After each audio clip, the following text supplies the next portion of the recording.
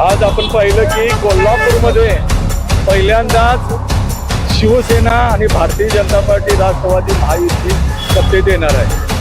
अतिशय महत्त्वाचं आहे कारण केंद्रात महायुतीचं सरकार आहे, राज्यात महायुतीचं सरकार आहे आणि कोल्हापूर शहरात देखील महायुतीचं सरकार आहे.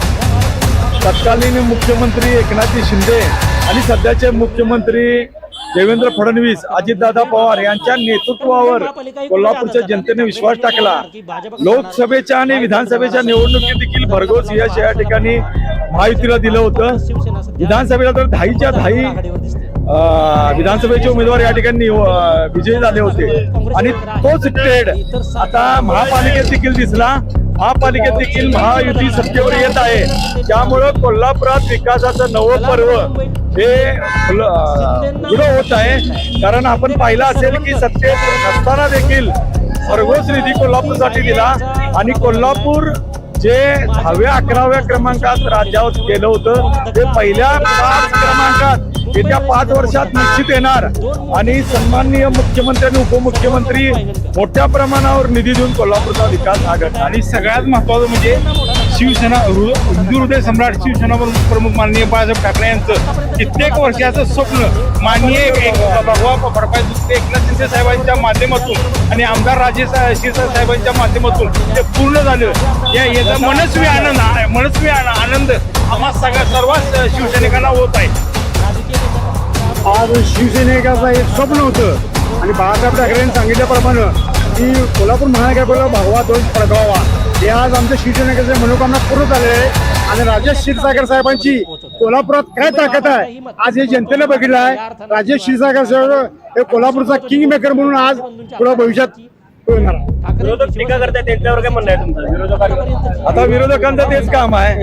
आता केंद्रात सत्तेत नाही, राज्यात सत्तेत नाही, कोल्हापूर महापालिकेत सत्तेत नाही. त्यामुळं 5 वर्ष त्यांनी टीकाच करायची आहे आणि वर्षानुवर्ष टीका करायची आहे. कारण आता आपण जर पाहिलं असेल की सगळ्यात म्हणजे तळातला विषय होता स्थानिक स्वराज्य संस्था. या ठिकाणी देखील शिवसेनेनं आणि भारतीय जनता पार्टी राष्ट्रवादीनं पाय रोवलेला आहे. त्यामुळे त्यांना कुठलंही स्थान राहिलेलं नाही.